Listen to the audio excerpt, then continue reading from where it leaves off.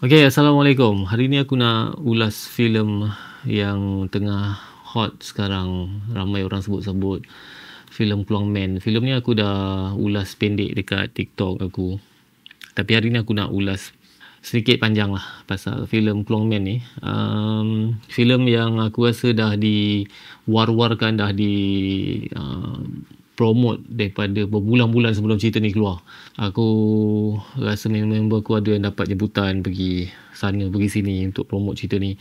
Dan Keluang Man ni salah satu drama ataupun kartun yang sangat dekat dengan sesiapa yang lahir sekitar hujung 70-an pergi ke masuk ke 80-an. Dan aku sendiri rasa watak ni sangat dekat. Salah satu superhero yang aku sangat bangga-banggakan lah dulu. Keluang Man ni setiap hari kalau bila keluar je, masa dia keluar dulu, aku akan bercerita pasal watak superhero Malaysia ni. Okay, so cerita ni dia mengisahkan tentang watak Borhan yang dilakukan oleh Nasti. Dia ni ada masalah mental lah, dan dia salah seorang pesakit dekat hospital sakit jiwa Tumpuai. Dan dia ada kebolehan seni mempertahankan diri, dan dia juga ada sejarah hitam dia yang dia selalu kenang-kenangkan. Di samping tu dia gunakan kebolehan dia untuk cuba nak hapuskan nak kurangkan jenayah lah yang berlaku. Dan dalam masa yang sama, sejarah hitam dia tu masih lagi di depan mata dia, terbayang-bayang, selalu berlaku lah. So kalau korang nak tahu sejarah hitam tu berkaitan apa, korang tonton sendiri cerita ni. So ada beberapa watak yang penting dalam cerita ni, watak yang kita pernah tonton dalam kartun, Syamsir, Dr. Malini, dan ramai lagi lah. Inspektor tu, apa nama inspektor tu, Inspektor Shahab. So ada lagi lah beberapa watak yang kalau kau pernah tonton Keluang Man dulu, kau akan ingat lah. So cerita ni aku rasa dibarisi dengan pelakon-pelakon hebat. Tapi aku sebenarnya agak sangsi dengan kebolehan pelakon utama iaitu Nasti ni. Aku tak nampak sangat filem-filem yang dia lakonkan, drama yang aku rasa betul-betul hype. Tapi ada watak-watak lain lah, pelakon-pelakon lain yang hebat lah, macam Roshamno, ada Remy Ishak. Dan ni first time juga aku tonton pelakon cantik ni, Shweta Sekon ni. Aku tak boleh cakap, tu memang speechless. Tu salah satu penyeri dalam skrin untuk cerita ni.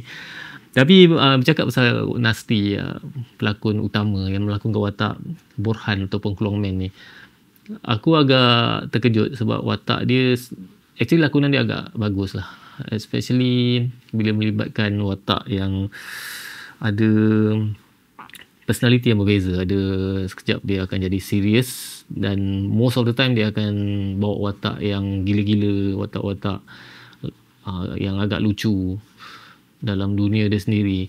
So aku agak amazed bila tengok lakonan Nasti, especially lakonan orang lain semua aku rasa tak payah sebut lah. Roshamno memang sentiasa okey, Remy Ishak pun sama, dan Shweta Sekon ni pun sama juga. Aku agak terkejut juga sebab watak dia ni agak penting juga dalam cerita ni. Bukan watak-watak sampingan lah, bukan watak-watak kedil. Aku rasa semua bagi komitmen yang okey daripada sudut lakonan. Aku suka daripada sudut lakonan. Tapi bila bercakap pasal CGI ni, aku rasa ramai yang rasa macam ramai yang ada yang kata okey CGI dia bila tonton cerita ni. Ada yang kata kenapa CGI teruk sangat. Bagi aku CGI dia not bad untuk filem tempatan. Aku tak boleh cakap CGI dia teruk sangat. CGI dia sebenarnya okey. Cuma ada beberapa part dalam cerita ni yang nampak macam so sloppy sangat. Macam apa kualiti CGI ni. Tapi aku faham cerita ni bukan sekadar filem superhero biasa, bukan macam cerita-cerita Marvel perlukan orang kata satu CGI yang betul-betul perfect. Cerita ni juga dia sentuh pasal psychological, sakit mental, masalah psikologi. di mana dia watak Borhan ni dalam dunia dia sendiri, dan aku faham kenapa director decide untuk selitkan beberapa part CGI yang agak kaku, agak pelik, agak janggal. Tapi at the same time, kalau korang hadap filem ni dari sudut seorang pesakit yang ada masalah mental, imajinasi yang tak perfect, mungkin imajinasi kartun dia, imajinasi budak-budak dia, kau akan nampak filem ni sebuah filem yang sebenarnya okey. Kalau kau pernah tengok filem-filem contoh daripada pengarah Hollywood yang banyak sentuh pasal psychological, aku selalu sebut pengarah ni, iaitu Charlie Kaufman.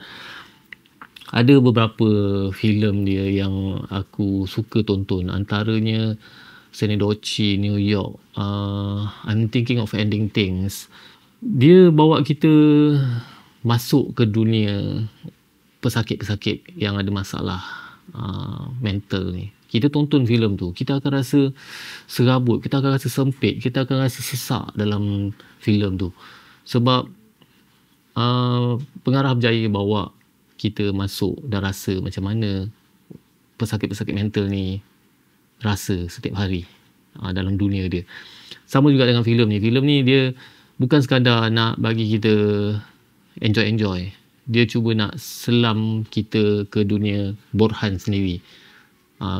Kadang-kadang dia punya fikiran dia random, so aku boleh terima benda-benda tu, macam melompat-lompat. Ada scene yang betul aku cakap dalam cerita ni, scene dia agak melompat-lompat. Ada scene yang tiba-tiba masuk sini, tiba macam apa yang cuba nak disampaikan. Tapi kalau kau faham apa yang Borhan fikir, apa yang Borhan hadap, itulah yang kau akan nampak daripada cerita ni.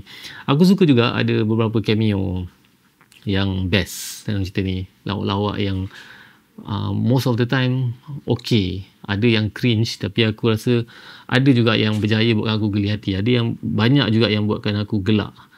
So ada cringe tu, ada part-part yang cringe tu aku tolak tepi lah. Tak perfect tapi okay. Dan bercakap pasal apa tadi, watak-watak dalam cerita ni, aku suka watak Dr. Malini yang cuba untuk bantu Borhan. Watak tu aku suka, di samping watak Borhan ni sendirilah. Dan daripada sudut plot, plot untuk cerita ni aku boleh cakap sebenarnya tak adalah begitu menarik secara jujurnya bagi aku. Aku rasa plot dia, aku boleh agak siapa yang villain dia, siapa main villain dia. Aku duduk dengan sebelah Syaril, cerita movie. Kita orang enjoy, tapi ada mungkin yelah dia dengan dia punya feel dia, aku dengan feel aku okay dengan plot dia. Cuma plot dia tu tak ada yang special lah, tak ada yang wow. Plot dia biasa-biasa, tapi tak adalah teruk. Plot dia okay. Cuma aku nak sentuh pasal macam mana ada sedikit masalah dalam plot untuk cerita ni, especially macam mana watak Borhan ni cuba dikembangkan. Aku suka cara dia sampaikan, tapi ada beberapa mesej penting yang tak orang kata tak sampai. Contohnya kenapa Keluang Man, kenapa lepas tu suit untuk Keluang Man ni, aku rasa yang suit pertama tu aku boleh faham lagi lah, random je dia pakai je. Nampak ada spender kat luar lah, kat muka lah. Okay, tu aku faham. Tapi yang suit kedua tu, aku faham kenapa warna tu. Sebab rumah sakit jiwa tu pakai baju colour tu. Tapi kenapa Keluang? Itu yang aku rasa macam tak sampai. Filem-filem superhero biasanya kalau dia pilih satu binatang ke untuk jadi dia punya ikon hero dia akan cuba sampaikan, ulas kenapa binatang tu. Batman contohnya, Spiderman contoh. So Keluang Man ni dia tak sampai. Aku cuma rasa kadang-kadang, most of the time bila aku tengok filem ni, aku cuma rasa filem ni macam filem action komedi biasa. Aku tak rasa macam filem hero. Aku lupa yang filem ni sebenarnya filem Keluang Man, filem hero, superhero yang aku rasa aku bangga, aku suka dulu. Aku lupa.